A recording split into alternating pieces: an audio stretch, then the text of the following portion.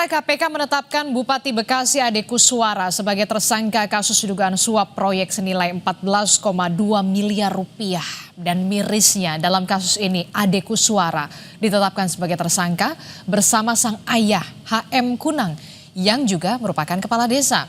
Tidak main-main, saudara. HM Kunang berperan sebagai kurir penerima uang suap yang diberikan secara bertahap. Kita akan bahas soal ini bersama dengan peneliti Pusat Kajian Anti Korupsi Universitas Gadjah Mada. Sudah ada Mas Zainur Rohman melalui sambungan daring. Selamat pagi, Assalamualaikum Mas Zainur. Waalaikumsalam warahmatullahi wabarakatuh. Selamat pagi Mbak Adisti. Iya, ini kan miris sekali ya, begitu ya, seorang bupati, begitu ya, pucuk pimpinan dari Kabupaten Bekasi, Jawa Barat ini menjadi tersangka, ditangkap dalam operasi tangkap tangan, bahkan bersama sang ayah yang merupakan kepala desa. Bahkan peran dari sang ayah menjadi kurir, begitu ya. Nah, bapak anak jadi tersangka dalam kasus korupsi. Bagaimana kemudian Anda melihat kasus ini? Apa yang salah di sini? Ya, sebenarnya rakyat sudah sangat lelah ya dengan korupsi yang dilakukan oleh para pejabat daerah. KPK bahkan kemarin hat-trick di tanggal 18 Desember 2025 melakukan 3 OTT dalam satu hari. Artinya memang korupsi di daerah ini masih sangat merebak, sangat banyak terjadi di berbagai daerah dengan modus yang mirip-mirip. Yang pertama adalah jual beli paket pengadaan barang dan jasa, yang kedua biasanya adalah terkait dengan suap perizinan, yang ketiga biasanya pengisian jabatan publik, dan yang keempat adalah otak-atik di dalam penggunaan anggaran di daerah. Nah, yang menarik dari kasus Bekasi ini adalah adanya kolaborasi kejahatan dalam satu keluarga. Ada ayah yang harusnya memberikan contoh keteladanan, tetapi justru menjadi operator, menjadi pemain, menjadi pengepul dari korupsi yang dilakukan oleh anaknya. Tapi ini Mbak Adisti, ini tidak khas Bekasi. Kasus korupsi melibatkan keluarga itu sebenarnya sudah sangat banyak ya di Indonesia ya. Kalau kita ingat dulu di kasus Banten itu ada Ratu Atut ya dengan Wawan, itu adik kakak ya. Juga sebenarnya ada kasus-kasus lain ya, misalnya kasus di Sumatera, kasus di tempat-tempat lain, itu banyak yang kemudian kasusnya itu melibatkan keluarga. Bahkan untuk di tingkat pusat juga ada kan Mbak Menteri yang mantan Menteri Olahraga itu yang melibatkan saudaranya di dalam kasus korupsi. Jadi ini sebenarnya kita bisa melihat keluarga bekerja sama untuk mengeruk kekayaan ya dioperatori oleh orang yang sedang tidak menjabat, dengan harapan Mbak Adisti kalau sedang tidak menjabat itu tidak akan dipantau oleh KPK, tidak akan terjerat kasus hukum karena dia bukan pejabat. Tetapi kan KPK tidak hanya memantau pejabatnya, keluarganya juga dilihat. Ketika ada kesepakatan antara pejabat dengan keluarganya, mereka dijerat dengan pasal 55 sebagai pelaku penyerta. Mbak Adisti. Oke, ada kolaborasi kejahatan dan pola-pola semacam ini adalah pola-pola klasik lama yang kemudian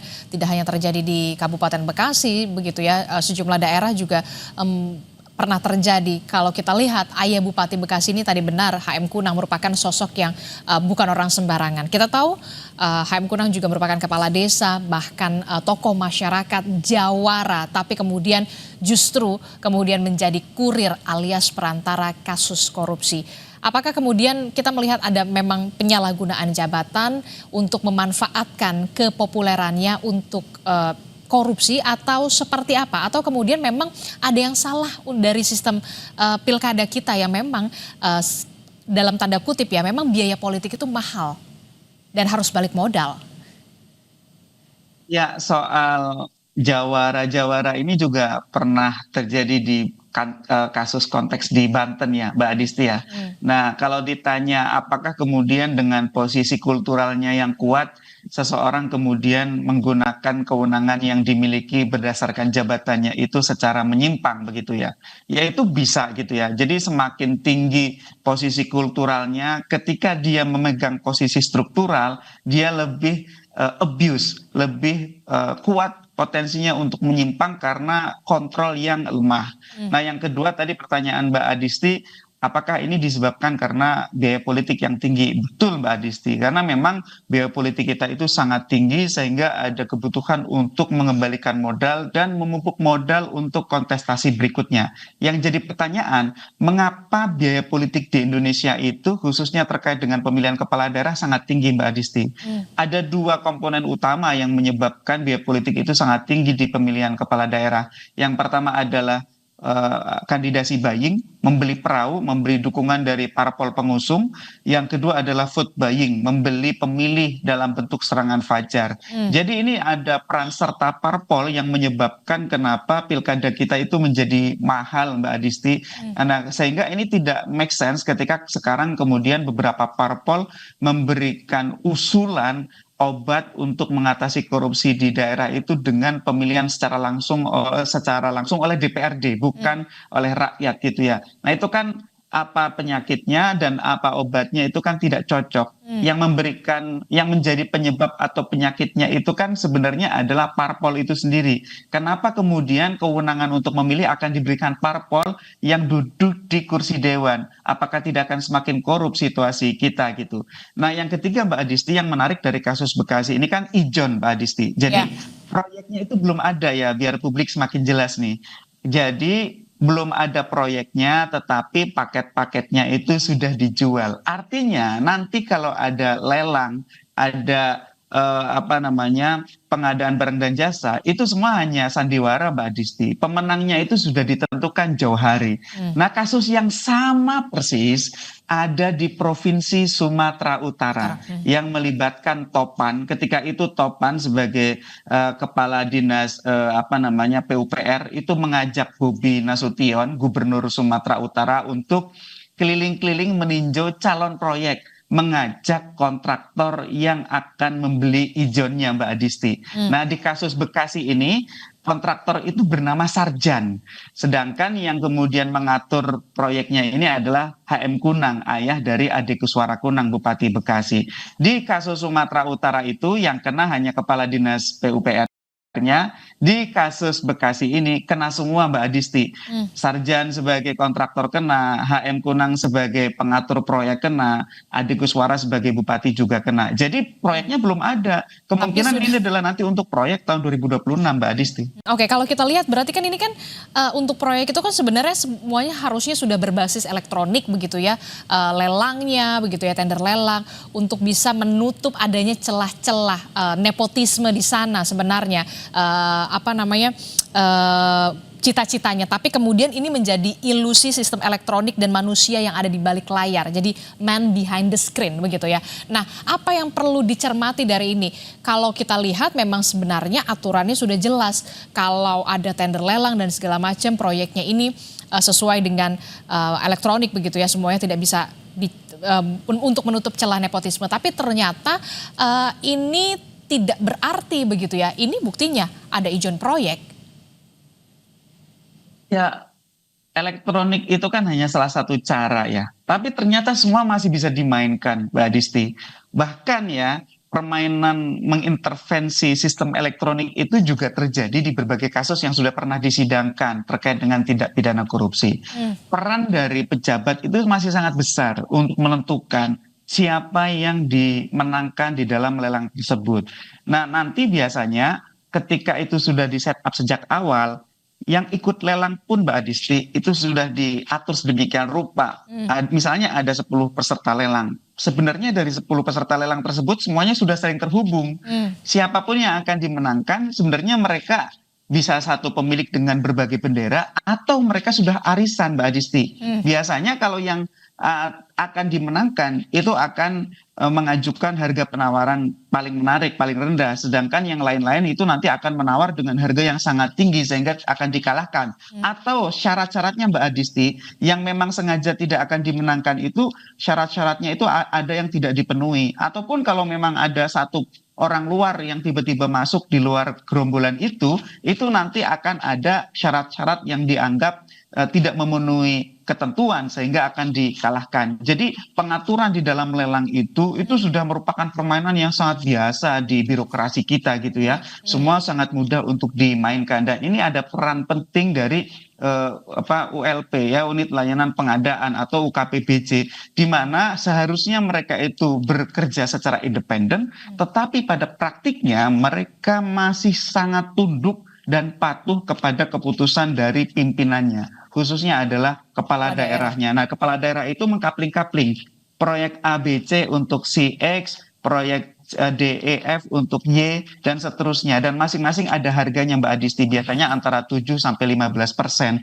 Itu di luar nanti mereka sendiri di antara sesama penyedia barang dan jasa akan arisan, akan mengatur kesepakatan. Kemudian biasanya yang membeli seperti proyek ijon ini Mbak Adisti, itu mereka itu bukan pelaksananya. Nanti sama pengijon ini akan dijual kepada perusahaan-perusahaan yang real sebagai pelaksana atau biasanya adalah subkontraktor itu. Jadi orang hanya jualan kertas itu bisa dapat keuntungan yang sangat besar ketika mereka punya akses kepada kepala daerah. Mbak Adisti. Oke, jadi apapun sebenarnya mekanismenya, aturannya sebagaimanapun untuk menutup celah-celah itu kalau bukan dari pucuk pimpinannya yang bersih ya sama saja begitu ya. Terakhir saya ingin tahu juga Bung Zainur, poin kritis apa yang bisa Anda sampaikan dari kasus yang menimpa dari atau menjerat dari Bupati Bekasi Jawa Barat ini? Termasuk juga yang melibatkan sang ayah yang kita tahu merupakan kepala desa, bahkan juga jawara, tokoh masyarakat, dan tentu saja ini harus menjadi alert yang keras sekali untuk kepala daerah. Ya, Indonesia harus melakukan perubahan di dalam sistem politiknya, termasuk di dalam penyelenggaraan pemilihan kepala daerah. Ya, tidak bisa kita terus-menerus membiarkan kandidasi buying, menyuap parpol untuk mengkandidasikan seseorang dengan korupsi seperti ini. Yang kedua, tidak bisa kita terus-menerus membiarkan vote buying, ya, pembelian suara kepada pemilih dengan serangan fajar. Itu semua akan mengakibatkan high cost politik yang ujung-ujungnya akan menyebabkan orang untuk terdesak melakukan korupsi. Sehingga harus ada perubahan. Perubahannya apa? Ya, ke depan bagi parpol yang menjual kandidasi itu harus diberikan sanksi. Misalnya pencalonannya dibatalkan. Begitu juga bagi calon yang membeli suara pemilih itu harus dibatalkan meskipun mereka sudah memenangkan pemilihan. Yang kedua, saya pikir perlu ada perbaikan di dalam pengawasan ya oleh DPRD, oleh inspektorat. Inspektorat di daerah Mbak Adisti sangat tidak berdaya ketika menghadapi perilaku buruk dari pimpinannya yaitu kepala daerah. Perlu perubahan kelembagaan. Misalnya inspektorat di daerah tidak dipilih dan tidak bertanggung jawab kepada kepala daerahnya, tetapi bertanggung jawab misalnya kepada Menteri Dalam Negeri. Yang ketiga, menurut saya yang sangat penting adalah juga pentingnya dari sisi kebudayaan. Ya, harusnya budaya itu menjadi benteng dari korupsi. Harusnya termasuk keluarga itu menjadi benteng dari korupsi. Keluarga itu harus mengingatkan kalau ada keluarganya yang menjadi pejabat, ingatkan mereka untuk tidak korupsi. Bukan menjadi aktor, bukan menjadi perantara dari korupsi itu sendiri. Jadi memang ini Indonesia perlu perubahan mendasar terkait dengan sistem politiknya, juga bagaimana harusnya budaya punya peran serta dalam pencegahan korupsi. Tanpa itu akan terus terulang Mbak Adisti, ke depan KPK masih akan ada lagi OTT terhadap kepala daerah, yang itu tentu akan semakin membuat rakyat sedih ya. Mereka semua kan kepala daerah ini dipilih dengan dana yang besar Mbak Adisti di dalam pemilihan kepala daerah, pemilu kada, tapi ternyata ujung-ujungnya mereka mengenakan rompi oranye di KPK. Sangat menyedihkan. Sangat menyedihkan dan juga sangat miris begitu ya, yang memang seharusnya menjadi contoh begitu ya kepala daerah. Nah, terakhir itu kan tadi soal bagaimana perubahan sistem politik, tapi kemudian apa yang harus menjadi pembelajaran juga bagi kita masyarakat untuk bisa jeli melihat bagaimana pemimpin yang benar-benar kompeten, punya kapabilitas dan juga punya integritas untuk memimpin wilayah kita masing-masing.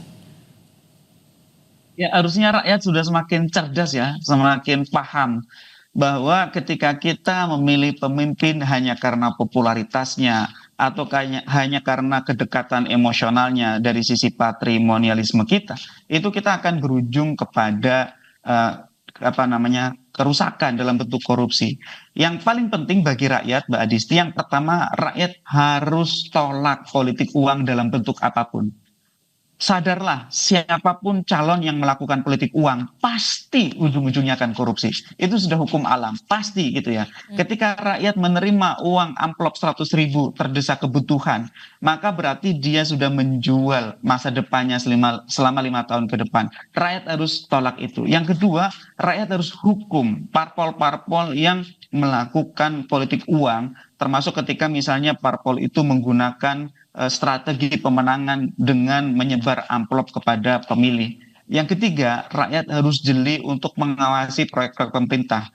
Ketika ada banyak proyek pemerintah yang janggal, maka rakyat harus lapor, termasuk melaporkannya kepada aparat penegak hukum seperti KPK yang semua salurannya sudah terbuka. Dengan partisipasi rakyat, maka pejabat tidak akan mudah melakukan korupsi. Semakin banyak laporan, artinya ada masalah. Ketika ada masalah seperti itu, aparat penegak hukum akan turun untuk melakukan investigasi, untuk melakukan audit. Apakah betul ketika ada banyak laporan seperti itu terjadi dugaan penyimpangan? Biasanya semakin banyak laporan, maka betul ada kejanggalan di dalam proyek itu sehingga aparat penegak hukum akan menelisik lebih jauh dan menerjunkan tim untuk memastikan bahwa proyek itu bisa dikawal dengan benar. Kalau ada korupsinya bisa ditindaklanjuti dalam bentuk penindakan dengan melakukan penyelidikan dan penyidikan dan berujung kepada OTT. Mbak Adisti. Oke, baik. Terima kasih peneliti Pusat Kajian Anti Korupsi Universitas Gadjah Mada, Mas Zainur Rohman telah bergabung bersama kami dalam Sapa Indonesia Pagi. Terima kasih. Sehat selalu. Assalamualaikum. Sama-sama.